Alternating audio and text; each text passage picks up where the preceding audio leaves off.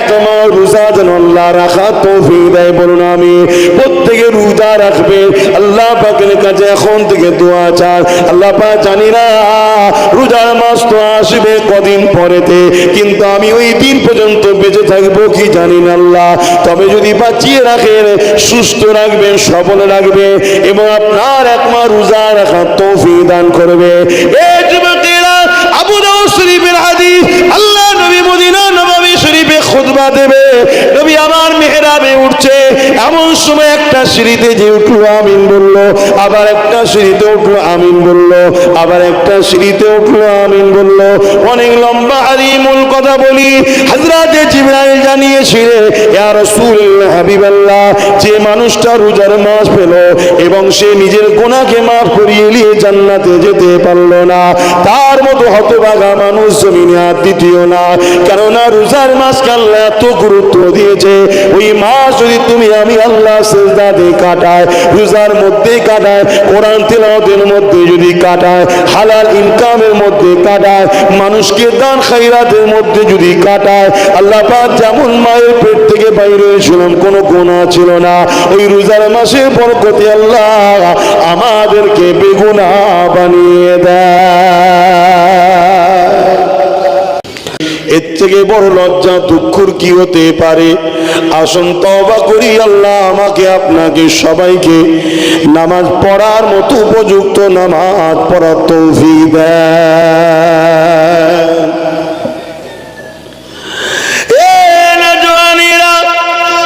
আল্লাহ নবী নূহ নবী দা নবী এই নামাজ যখন পড়তেন, আম্মা জান হুজুররা বলেছেন, এমনও রাত গেছে, এমনও দিন গেছে, আল্লাহ নবী নূহ নবী দা নবী আল্লাহ পাকে নামাজেতে দাঁড়িয়ে দাঁড়িয়ে দাঁড়িয়ে দাঁড়িয়ে নফল নামাজে সারা রাত পর্যন্ত কাটিয়ে দিয়েছে। রাসূলুল্লাহর পাক মোবারক গুলো ফুলে পর্যন্ত যেত, এক পায়ে ভর তুলে দিয়ে আর এক পায়ে দাঁড়াতো, আর এক পায়ে ভর দিয়ে আর এক পায়ে দাঁড়াতো। আমরা জিজ্ঞাসা করতাম, ইয়া রাসূলুল্লাহ হাবিবাল্লাহ, আপনি তো সমস্ত নবীদের সুলতান, আল্লাহ আপনাকে বেগুনাহ করেছে, তারপরে এত কেন আপনি ইবাদত করে? নবী আমার জানাতেন, আমার পরিবার স্ত্রীগণেরা, শোনে শোনে শোনে, আপনারা কি চান না আমি রাসূলুল্লাহ কিয়ামতের দিনে আল্লাহ পাকের শুকরগুজার বান্দাদের দলভুক্ত হয়ে উঠতে পারি, যে আল্লাহ আমাকে এত ভালোবাসে, প্রেয়ার করে, আমি মুহাম্মদ কেন সেই আল্লাহকে রুকু সিজদা দেব না, সেই আল্লাহ পাকে কেন দাসত্ব করব না? এ নওজওয়ানেরা, আল্লাহ পাক যদি আমার নবীকে এত ভালোবাসা দিয়েছে, সেই নবী পাক যদি আল্লাহর এত দাসত্ব করে, তাহলে তোমার আমার কত দাসত্ব করা দরকার। সেই জায়গায় তুমি আমি তো কিছুই করতে পারি না। আসো আজ থেকে তওবা করি, আল্লাহ পাকের 5 ওয়াক্ত নামাজকে আদায় করি, এবং সামনে রমজান শরীফের মাস আসছে, এক মাস রোজা যেন আল্লাহ রাখা তৌফিক দেয়, বলুন আমি। প্রত্যেকে রোজা রাখবে, আল্লাহ পাকের কাছে এখন থেকে দোয়া চান। আল্লাহ পাক জানি না রোজার মাস তো আসবে কদিন পরেতে, কিন্তু আমি ওই দিন পর্যন্ত বেঁচে থাকবো কি জানি না আল্লাহ। তবে যদি বাঁচিয়ে রাখেন, সুস্থ রাখবেন, সবল রাখবে এবং আপনার এক মাস রোজা রাখার তৌফিক দান করবে। এই যুবকেরা, আবু দাউদ শরীফের হাদিস, আল্লাহ নবী মদিনা নববী শরীফে খুতবা দেবে, নবী আমার মেহরাবে উঠছে, এমন সময় একটা সিঁড়িতে যে উঠলো আমিন বললো, আবার একটা সিঁড়িতে উঠলো আমিন বললো, আবার একটা সিঁড়িতে উঠলো আমিন বললো। অনেক লম্বা আলিমুল কথা বলি, হযরতে জিবরাইল জানিয়েছিলেন, ইয়া রাসূলুল্লাহ হাবিবাল্লাহ, যে মানুষটা রোজার মাস পেল এবং সে নিজের গুনাহকে মাফ করিয়ে নিয়ে জান্নাতে যেতে পারল না, তার মতো হতভাগা মানুষ জমিনে আর দ্বিতীয় না। কেননা রোজার মাসকে আল্লাহ এত গুরুত্ব দিয়েছে, ওই মাস যদি তুমি আমি আল্লাহ সিজদাতে কাটায়, রোজার মধ্যে কাটায়, কোরআন তিলাওয়াতের মধ্যে যদি কাটায়, হালাল ইনকামের মধ্যে কাটায়, মানুষকে দান খায়রাতের মধ্যে যদি কাটায়, আল্লাহ পাক যেমন মায়ের পেট থেকে বাইরে হয়েছিলাম কোনো গুনাহ ছিল না, ওই রোজার মাসের বরকতে আল্লাহ আমাদেরকে বেগুনাহ বানিয়ে দেয়। সামনে আসছে রোজার মাস, আমার যুবকেরা, দুনিয়ার রং তামাশাই নেচে লাভ নাই। যদি তুমি আমি আখিরাতের বিশ্বাসী হই, তাহলে তোমাকে আমাকে রাসূলুল্লাহকে ফলো করতে হবে। আর যদি মনে করো যে না, তাহলে দুনিয়ার সাথে যা খুশি করছো, কিছু বলার নাই। আর যদি বিশ্বাস করো জান্নাত আছে, জাহান্নাম আছে, সব কিছু পাল্টাতে পারে, খোদার কথা পাল্টাবে না, ওয়াদাল্লাহি হক্ক, তাহলে রোজা রাখো, রোজা রাখো। কেন? রোজা আমার আল্লাহ বলছে আমার খাস ইবাদত। as-sawmu li wa ana azzi biyadi, রোজা আমার খাস ইবাদত। অন্য ইবাদতের মধ্যে রিয়া থাকতে পারে, লোক দেখানো নামাজ হতে পারে, নামাজ না পড়লে হয় আমি হুজুর মানুষ, লোক কি বলবে। কিন্তু কেউ রোজা যদি লোকের সামনে শুকিয়েও থাকে, মুখিয়ে গিয়েও তো খেয়ে নেবে। কি গো, দান খায়রাত করার মতো রিয়া থাকতে পারে, রান করলে লোক আমাকে দাতা বলবে, স্যালুট করবে, সম্মান করবে, লোক দেখানো থাকতে পারে না? পারে না। হজ করার মধ্যেও লোক দেখানো থাকতে পারে, যে আমি হাজি সাহেব হব, লোক আমাকে হাজি হাজি করবে। যা লোকে ঝেড়িছি আর করেছি, হজ করার পরে কার কেউ কিছু বলবে না, হজ করে এসছে, ছেড়ে দে বাবা। কে কত এতিমকে ঝেড়েছে, কত এতিম কাঁদছে, এতিমের সম্পদ দখল করেছে, এতিমের অধিকার দখল করেছে, এতিমের টাকা পয়সা জামা কাপড় সব ঝেড়ে খেয়েছে। এখন ও বেটা নিয়ত করেছে আমি হজ করে এলে আর আমাকে কেউ কিছু বলবে না, হজ করে এসছে। এমনও লোক থাকলে থাকতে পারে না? পারে না। কিন্তু রোজার ব্যাপারে বলুন কি হবে? আর এই রোজার মাস আসছে, রোজা রাখবেন। লিসাইমি ফারহাতানি ফারহাতুন ইনদাল ইফতার ওয়া ফারহাতুন লিকা রাব্বি। রোজাদারদের জন্য দুটো খুশি আছে, একটা হলো ইফতারকে সামনে নিয়ে যখন দোয়া চায়, ওই দোয়াটা আল্লাহ কবুল করে, জোরে বলুন সুবহানাল্লাহ। আর একটা হলো লিকা রাব্বি, আল্লাহ দিদার পাবে, জোরে বলুন সুবহানাল্লাহ। শুনছেন? কিয়ামতের দিন আল্লাহ পাক আরশে আজিমের উপরে রোজাদার দিওকে আল্লাহ জান্নাতি খানা খাওয়াবে। এটা দেখে ফেরেশতারা অবাক হয়ে যে বলতে লাগবে, এ রাব্বি আল্লাহ, ইনারা কারা যেখানে সবাই নফসি নফসি করছে? এ যুবক, যদি তুমি রাসূলকে বিশ্বাস করো, যদি আমার আল্লাহকে বিশ্বাস করো, তুমি রেখে দাও কথাগুলোকে, দুনিয়ার কে কি করছে দেখে লাভ নাই। এখানে সায়েন্সের একটা কথা বলে যায়, রোজা যারা রাখে তাদের শরীর বড় সুটল এবং সুন্দর আল্লাহ বানায়, রোগ বিমার দূর হয়ে যায়। উচিত তো প্রত্যেক সপ্তাহে একটা করে রোজা রাখা। আমার নবী রাখতেন, প্রতি সোমবার দিন রোজা রাখতেন। এই যে সপ্তাহের মধ্যে ভেতরে যা পয়জন ঢুকলো, ওই একদিন রোজা রাখবেন, ওই সব পয়জন গুলোকে শুকিয়ে ফেলে, নষ্ট করে দেয়, দিয়ে শরীর সুন্দর হয়ে যায়। আল্লাহর ফেরেশতারা বলবে, আল্লাহ ওনারা কারা? এই কঠিন দিনে যেখানে মানুষ সবাই নফসি নফসি করছে আর ওনারা জান্নাতি খানা বসে বসে খাচ্ছে, ইনারা কারা? আমার আল্লাহ পাক বলবে, ওরে আমার ফেরেশতারা, দুনিয়া জমিনে ইনারা তারা যারা বাজারে গিয়েছিল, সবাই খেয়েছিল, ইনারা কিন্তু খায়নি। ফলমূল বাজারও করেছিল, সবাই খাচ্ছিল দেখে ইনারা খায়নি, খেতে কেউ বাধাও দেয়নি, খাবারের অভাবও ছিল না, তথাপি ইনারা খায়নি। কেননা আমি আল্লাহ ইনাদেরকে সওমের হুকুম দিয়েছিলাম, তাই ইনারা দিনের বেলা খায়নি। এবার ইফতারকে নিয়ে বসেছিল, খিদার জ্বালা পেটের মধ্যে জ্বলছে হু করে, পানির পিপাসাও লেগেছে, সামনে পানিও রয়েছে, শরবত রয়েছে, ইফতারও রয়েছে, তথাপি ইনারা খায়নি। কেন? আমি আল্লাহ পাকের ইজাজত এখনো হয়নি। যখন মুয়াজ্জিন আযান দিয়েছে আল্লাহু আকবার আল্লাহু আকবার, তখনও খায়নি। আমি আল্লাহ আমার নাম নিয়েছে, আমার নাম নিয়ে শুরু করে খাওয়া শুরু করেছে। ওরে আমার ফেরেশতারা হলো আমার রোজার বান্দা বান্দি, আজ আমি এদেরকে নিশ্চিন্তায় জান্নাতি খানা খাওয়াচ্ছি। সেই রোজা ছেড়ে দেবেন? আশা করছি গ্রাম্য এলাকার মানুষরা সব রাখে নাকি গো? আলহামদুলিল্লাহ, ভালো রাখবেন। বাপ ভাই আমার, আম্মা আমার, বোন আমার, শরীর আরো সুন্দর হবে। অনেকে মনে করে রোজা রাখলে রোগা হয়ে যাব, সলিড হয়, সলিড। যত ফালতু আবর্জনা থাকে শরীরে সেগুলো সব শেষ হয়ে যায়, দিয়ে সলিডটাকে আল্লাহ বানিয়ে দেয়। রোজার এত গুরুত্ব আছে। সায়েন্স বলছে পৃথিবীর সব থেকে সুগারের হার হলো মুসলমানদের কম। কেন? মেডিকেল বলছে, তারা ওই এক মাস রোজা রাখে বলে। জোরে বলুন সুবহানাল্লাহ।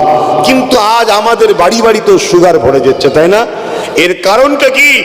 এর কারণ দুটো হতে পারে। এক, আমরা হয়তো এই কমে জন্ম নিয়েছি, অনেকে রোজা রাখছি না। আর নচেত দ্বিতীয় কারণ হচ্ছে আমরা ইফতার খুলতে হয় কিভাবে সেটা ভুলে গেছি।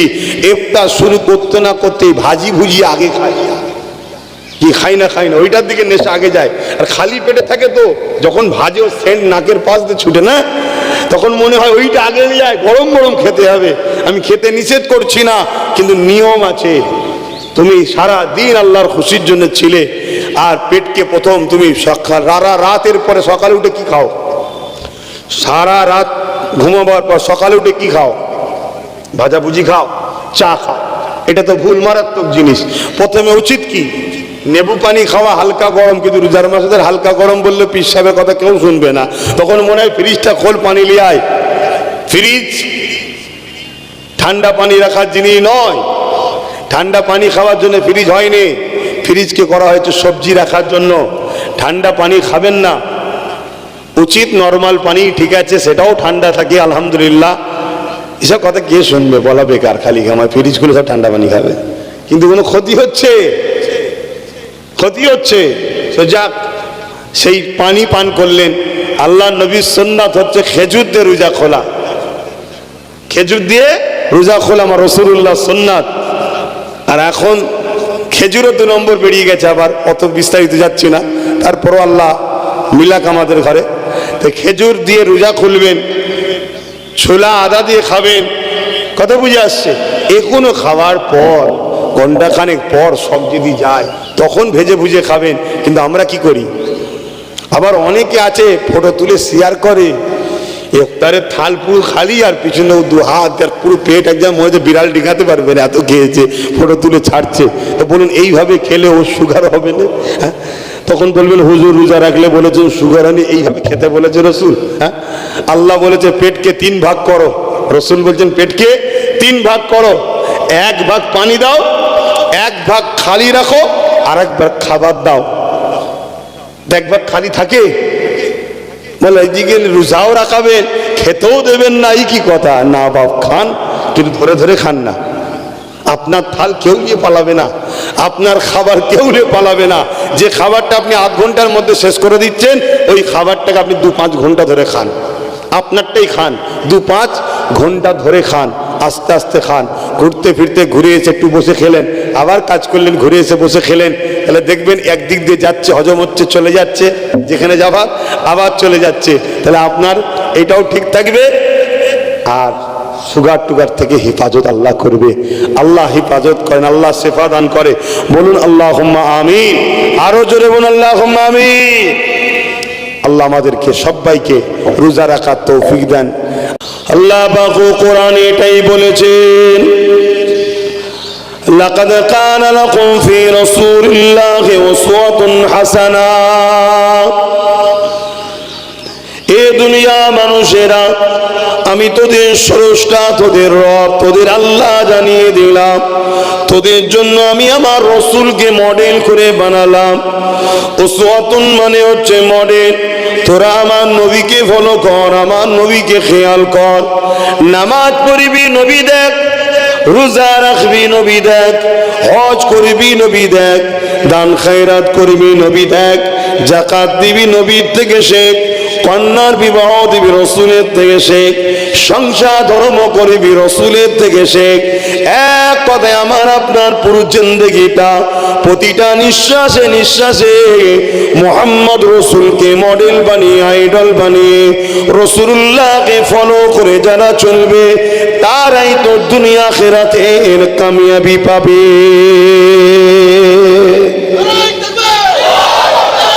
আল্লাহ। এবারে আমরা মানুষ চেষ্টা করছি, 100টা ধরুন কাজ আছে, চেষ্টা করার পর 10টা হয়েছে, একেও আল্লাহ জান্নাতে দেবে। জোরে বলুন সুবহানাল্লাহ। কেন? চেষ্টা করেছে বান্দা, বান্দার অন্তর আল্লাহ দেখে। কিন্তু ইচ্ছা করে যদি আমরা ছেড়ে দিই, আল্লাহ ছেড়ে দেবে? বলুন, আমরা তো ইচ্ছা করে ছেড়ে দিচ্ছি। রাত্রিরে শুলাম, নিয়ত করলাম ফজরের বেলা উঠবো, নামাজ পড়বো, নিয়তটা করেছি। অ্যালার্মটা হয়তো দিয়েছেন, কোনো কারণবশত হয় অ্যালার্ম বাজেনে বা বেজেছে, আপনি এত বেঘোর শুনতে পারেননি। এখানে একটা গুঞ্জাইশ আছে। কেন? মরণের সঙ্গে ঘুমকে মওতের সঙ্গে সম্পর্ক করা হয়েছে, ঘুমকে মওতের সঙ্গে তুলনা করা হয়েছে। কিন্তু আমরা তো দেখছি ইচ্ছা করে করে জোহরের নামাজ, আসরের নামাজ, মাগরিবের নামাজ, ঈশার নামাজ, আমার কওমের 95% যুবক ছেলে আর বোনেরা কাজা করছে। বলো, ভুল বলছি? কেন? কে বারণ করেছে তোমাদেরকে নামাজ পড়তে? ইবলিস, শয়তান, অন্য কেউ বারণ করেছে? তাহলে তোমরা বলছো আল্লাহকে ভালোবাসি, রাসূলকে ভালোবাসি, আর ইবলিসের হুকুম মেনে চলছো। অথচ নবী আমার বললেন, নামাজ আমার চোখের ঠান্ডা।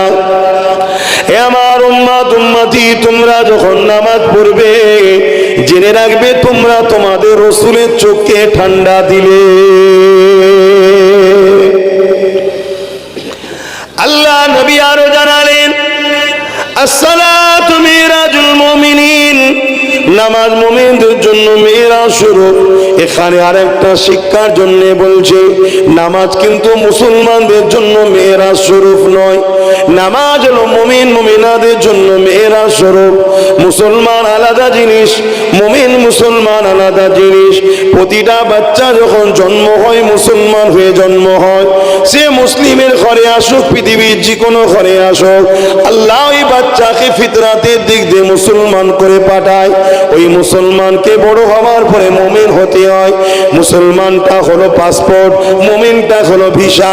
যেমন দুনিয়ার দেশে এক দেশ থেকে আর এক দেশে যেতে গেলে শুধু পাসপোর্ট থাকলে হয়নি, ভিসা লাগাতে হয়। এই দুনিয়ার দেশ থেকে জান্নাতের দেশে যেতে গেলে ভিসা লাগাতে হবে। এই মুসলমান হওয়াটা হলো পাসপোর্ট। আল্লাহ প্রত্যেককে পাসপোর্ট দিয়ে পাঠায়, মুসলমান করে পাঠায়। এই জমিনের উপরে ভিসা লাগাতে হবে। ওই ভিসাটার নাম হলো মুহাম্মাদুর রাসূল। আর নামাজ, রোজা, হজ, যাকাত হলো তোমার সফরের সাথের জিনিস। লিজান না সাথে করে জামা কাপড় ইটা সেটা বোঝাবার জন্য বোঝাচ্ছি রে বাপ। এই নামাজ, রোজা, হজ, যাকাত এটা তোমার আমল, সফরের প্রয়োজন হবে, এগুলো তোমার কাজে লাগবে, উপকারে লাগবে। তা সেই নবী পাক সাল্লাল্লাহু আলাইহি ওয়াসাল্লাম বলছেন, নামাজ মুমিনদের জন্য আল্লাহর দিদার স্বরূপ। জোরে বলুন সুবহানাল্লাহ। আল্লাহকে দেখার যদি শখ থাকে তো নামাজ আদায় করতে হবে। আল্লাহ নবী আরো বলেন, যখন কোন বান্দা বান্দি সিজদা করে, ওই বান্দা বান্দি মাথাটা যখন নত করে দেয়, ওই বান্দা বান্দির কপালটা মাটি, মসজিদে নামাজ পড়লে মাটিতে লাগে। ওই বান্দা বান্দি মার্বেলের উপরে নামাজ পড়লে কপাল সে দেখে মার্বেলে পড়ে। কিন্তু আমি রাসূলুল্লাহ জানিয়ে দিই, যখন কেউ আল্লাহকে সিজদা করে এবং ওই বান্দা বান্দি যদি মুমিন মুমিনা হয়, তার কপালটা আমার আল্লাহ পাকের কুদরতি কদমে পড়ে যায়।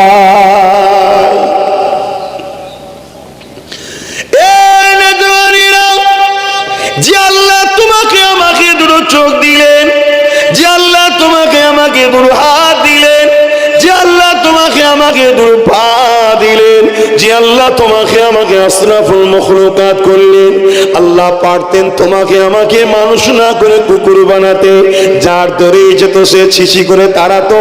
আল্লাহ পারতেন তোমাকে আমাকে জমিনে বিভিন্ন পশু করে বানাতে, আল্লাহ তা না করে বাপ আদম মা খাওয়ার ছেলে বানালো। ফেরেশতাদের থেকে শ্রেষ্ঠ মানুষ এই মানুষের জাতিতে বানালো। বান্দা বান্দি হয়ে সেই আল্লাহকে কেন ভুলে তুমি আমি থাকি এবং তিনার রাসূলের সুন্নাত থেকে কেন দূরে থাকি? এই দূরে থাকার জন্য ইবলিস শয়তান ও চালারা আমাদেরকে দুনিয়া জমিনে তাদের পুতুলের মতো নাচাতে লেগেছে। এই যুবকেরা, এখনো সময় আছে। আমার আম্মা জানেরা, বোনেরা, ভাইয়েরা, সময় থাকতে রাখতে যাতে পরিবর্তন হয়ে যায়। আল্লাহর কাছে সিজদাতে মাথা নত করেন। হযরতে নবী মুসা আলাইহিস সালামের একটা ওয়াকিয়ার কথা মনে পড়ে যায়। হযরতে মুসা আলাইহিস সালাম আল্লাহ পাকের সঙ্গে তুর পাহাড়ে কথা বলতে গেছে। ওই কথা বলার পরে আল্লাহ পাককে বলতে লেগেছে, আমার রব, আমার স্রষ্টা আল্লাহ, আমি মুসা জানতে চাই আপনার সঙ্গে আমি তো কথা বলি, দুনিয়া জমিনে কি কেউ আর আপনার সঙ্গে কথা বলবে? আল্লাহ পাক বলেছিলেন, মুসা আমার একদল স্পেশাল রাখা আছে, যারা কিনা আমি আল্লাহ আমার সঙ্গে কথা বলবে। আরো জোরে বলুন সুবহানাল্লাহ।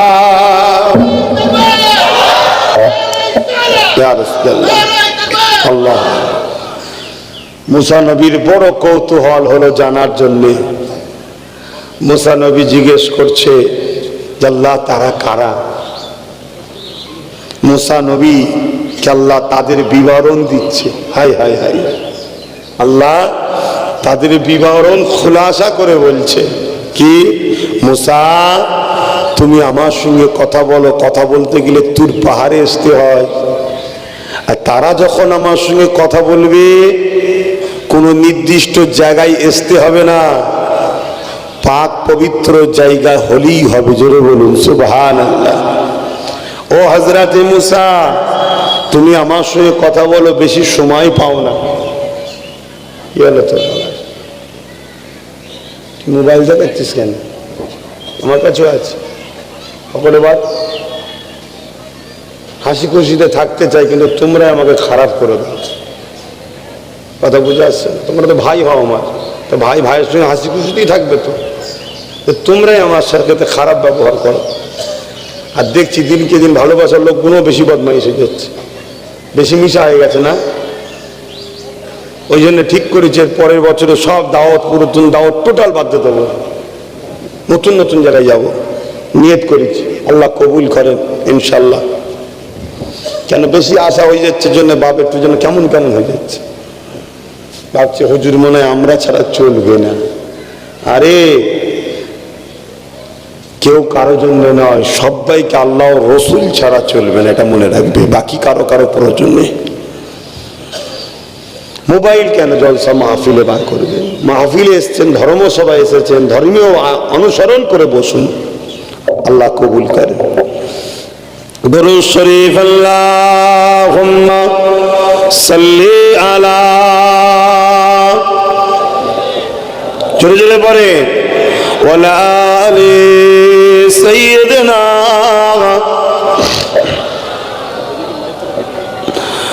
যাদের হৃদয়ে আছে আল্লাহর ভয়, তারা কখনো ভুলে যায় না আল্লাহর প্রেম ছাড়া এই দুনিয়া। কারো কাছে কোনো কিছু চাই না, যাদের হৃদয়ে আছে আল্লাহর ভয়, তারা কখনো ভুলে যায় না। রাতের আধারে যারা সিজদাতে রয়, দু চোখের রসতে নদী যেন বয়।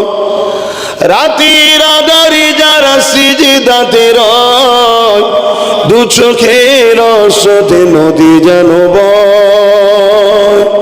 চলো না রাচানি যত আসো, চলো না রাচানি যত আসো, পিছনে ফিরো তাকায় না যাদের হৃদয়ে আছে আল্লাহর ভয়, তারা কখনো ভুলে যায় না। আল্লাহুম্মা সাল্লি আলা,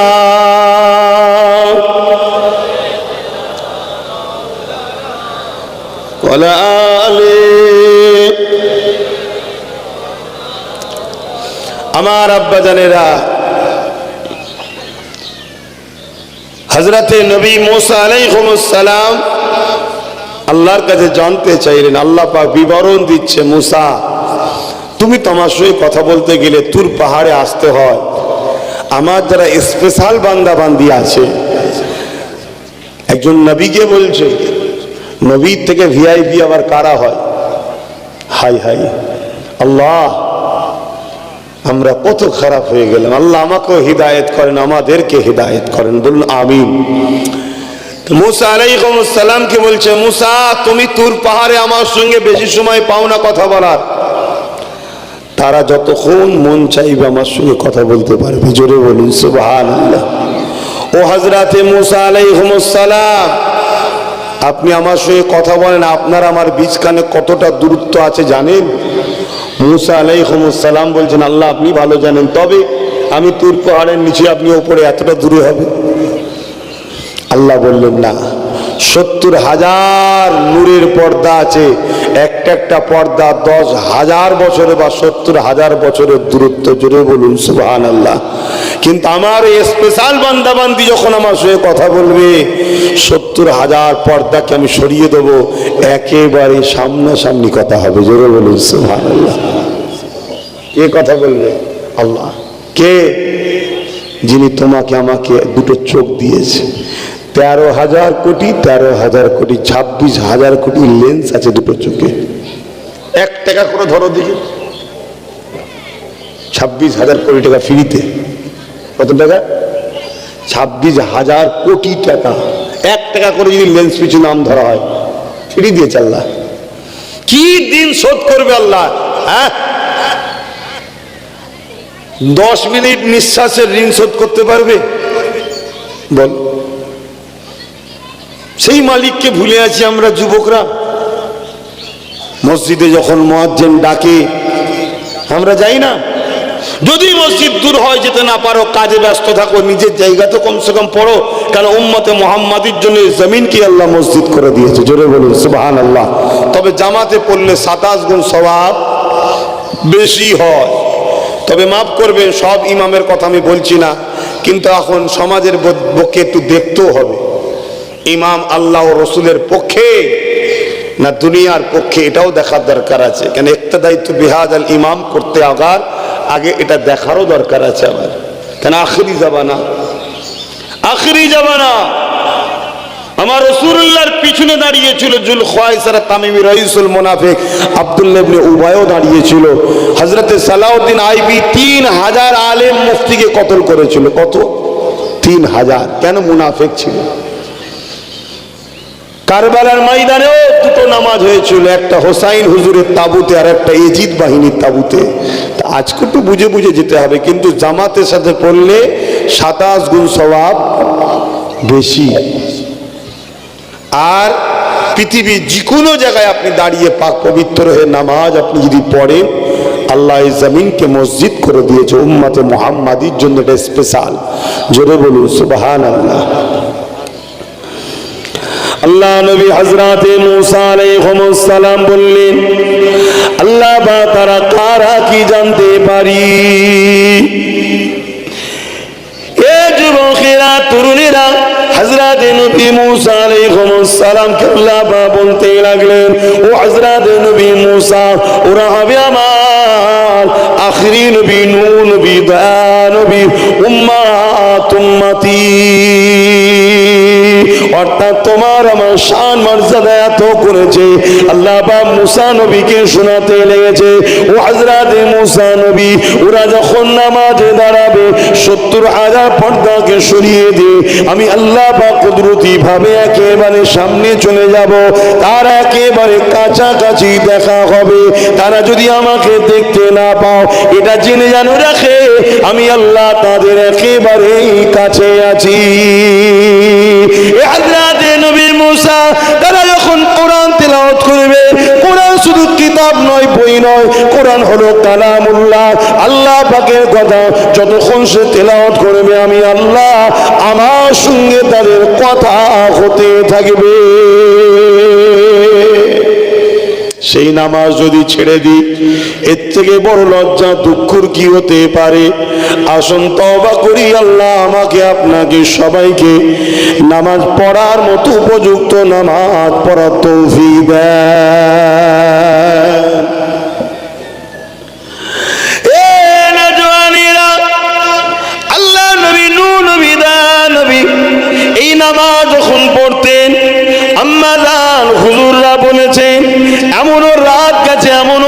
কাছে আল্লাহ নবী নূহ নবী দয়া নবী আল্লাহ পাকে নামাজেতে দাঁড়িয়ে দাঁড়িয়ে দাঁড়িয়ে দাঁড়িয়ে নফল নামাজে সারা রাত পর্যন্ত কাটিয়ে দিয়েছে।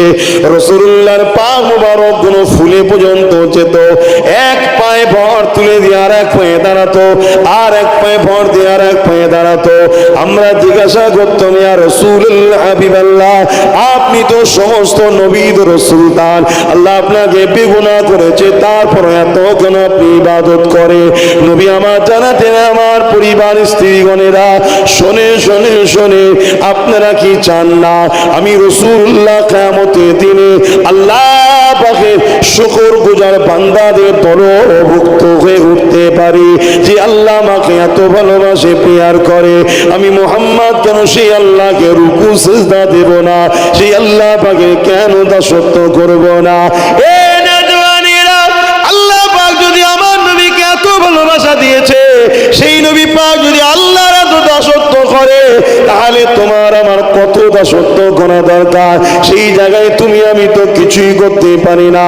এ আসো আজ থেকে তওবা করি, আল্লাহ পাকের 5 ওয়াক্ত নামাজকে আদায় করি, এবং সামনে রমজান শরীফের মাস আসছে, এক মাস রোজা যেন আল্লাহ রাখা তৌফিক দেয়, বলুন আমি। প্রত্যেকে রোজা রাখবে, আল্লাহ পাকের কাছে এখন থেকে দোয়া চান। আল্লাহ পাক জানি না রোজার মাস তো আসবে কদিন পরেতে, কিন্তু আমি ওই দিন পর্যন্ত বেঁচে থাকবো কি জানি না আল্লাহ। তবে যদি বাঁচিয়ে রাখেন, সুস্থ রাখবেন, সবল রাখবে, এবং আপনার এক মাস রোজা রাখার তৌফিক দান করবে। এই যুবকেরা, আবু দাউদ শরীফের হাদিস, আল্লাহ নবী মদিনা নববী শরীফে খুতবা দেবে, নবী আমার মেহরাবে উঠছে, এমন সময় একটা সিঁড়িতে যে উঠলো আমিন বললো, আবার একটা সিঁড়িতে উঠলো আমিন বললো, আবার একটা সিঁড়িতে উঠলো আমিন বললো। অনেক লম্বা হারিমুল কথা বলি, হযরতে জিবরাইল জানিয়েছিলেন, ইয়া রাসূলুল্লাহ হাবিবাল্লাহ, যে মানুষটা রোজার মাস পেল এবং সে নিজের গুনাহকে মাফ করিয়ে নিয়ে জান্নাতে যেতে পারলো না, তার মতো হতভাগা মানুষ জমিনে আর দ্বিতীয় না। কেননা রোজার মাসকে আল্লাহ এত গুরুত্ব দিয়েছে, ওই মাস যদি তুমি আমি আল্লাহ সিজদা দিয়ে কাটায়, রোজার মধ্যে কাটায়, কোরআন তিলাওয়াতের মধ্যে যদি কাটায়, হালাল ইনকামের মধ্যে কাটায়, মানুষকে দান খায়রাতের মধ্যে যদি কাটায়, আল্লাহ পাক যেমন মায়ের পেট থেকে বাইরে ছিলাম, কোনো গুনাহ ছিল না, ওই রোজার মাসের বরকতে আল্লাহ আমাদেরকে বেগুনাহ বানিয়ে দেয়।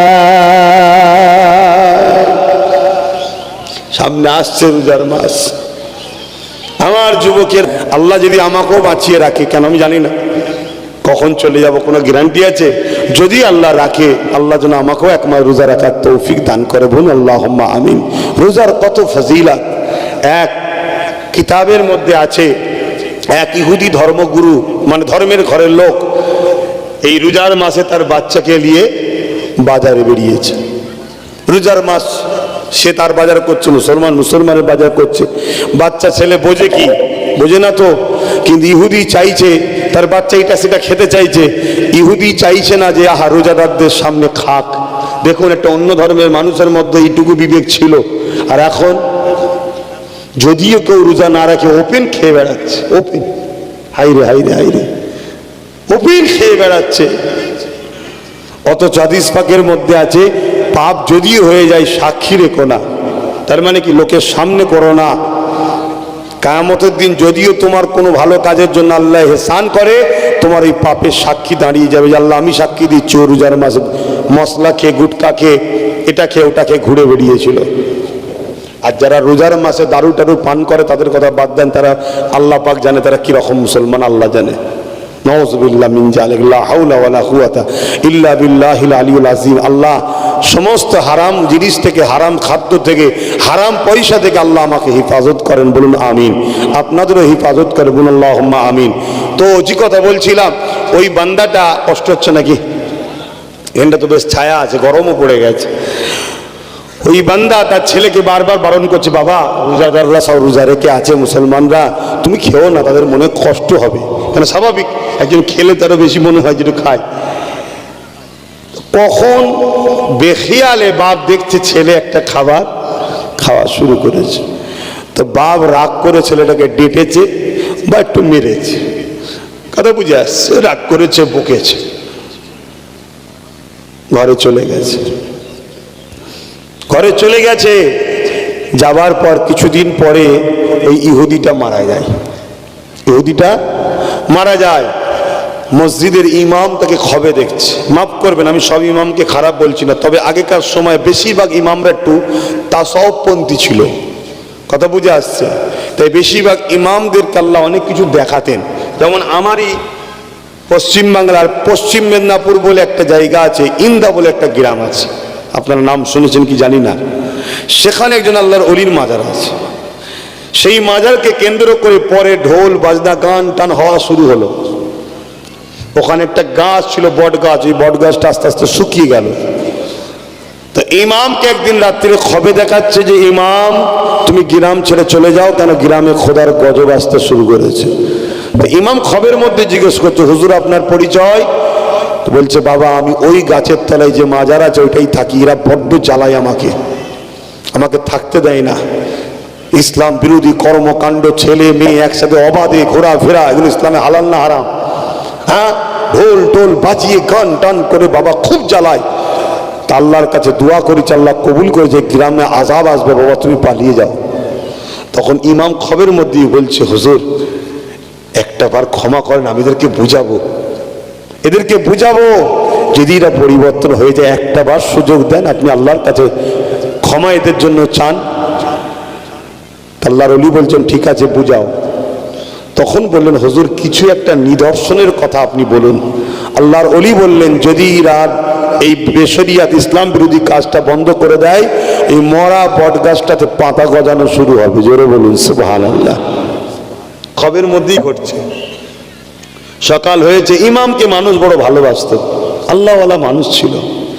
এখনকার ইমামগুলো আলহামদুলিল্লাহ ভালো, যদিও ভালো ছিল, বড় প্ল্যান করে তারপর হয়তো কিছু গুঁজে দিয়েছে, বুঝতে পারছেন না, একটু লাউ ভিক্ষা।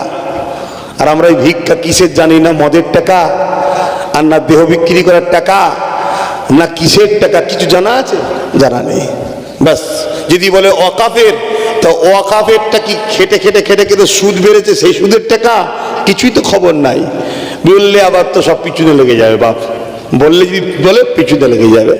তো দেখুন, যেটা ভাল লাগে করুন, বড় হয়েছেন আপনারাও, আলেম মানুষ, যেটা ভালো লাগে করুন। তবে হ্যাঁ আলহামদুলিল্লাহ আমাদেরও উচিত ইমামদের নিয়ে ভাবা। তাই ফুরফুরা শরীফ আহলে সুন্নাত ওয়াল জামাত ইমামদের জন্য করছে, ইমামদের নিয়ে ভাবছে, ভেবেছে। আর যেটা আমরা করি, যেটা ইমামদের জন্য ভাবি, যেটা ইমামদের আমরা দিই, আমরা লোককে বলে বেড়াই না। কেন?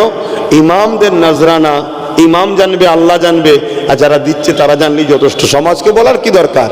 কথা বুঝে আসছে না? নাই যারা আমাদের সঙ্গে যোগাযোগ রাখে, সংগঠনের দিনের কাজ করে, তাদের কথা আমরা ভাবি। যাক, বেশি আলোচনা ওইদিকে নয়। তো ইমাম সাহেব ফজরের নামাজ পড়ে রেডি হয়ে যে বলছে আমি চলে যাব। কেন? এই ব্যাপার, আল্লাহর গজব আসবে, হানাবে তানাবে, সব বলে দিয়েছে, তারা মানতে চাই না। বলছে দেখো লোকেদের মধ্যে হয়ে গেল, কয়েকটা গ্রুপ হয়ে গেল, যাক ইমামের কথা শুনে দেখি না, গাছটা তো পাতা বের হয়ে বলছে একটু শুনে দেখি। ব্যাস সবাই মিলে বন্ধ করে দিল। বন্ধ করার পর একদিন দুদিন যেতে না যেতে আস্তে আস্তে কুঁড়ি বেরোনো শুরু হয়েছে। জোরে বলুন সুবহানাল্লাহ। এখনো সেই গাছটা বেঁচে আছে। সেখানে টোটাল বন্ধ হয়ে গেল। তারা সবাই ফুরফুরা শরীফে আসলো। ছোট হুজুর পীর কেবলা জুলফিকার সিদ্দিকী হুজুরকে সব বললেন। হুজুরকে নিয়ে যে জলসা ভিত্তি স্থাপন হলো, সেই জলসা এখনো হচ্ছে।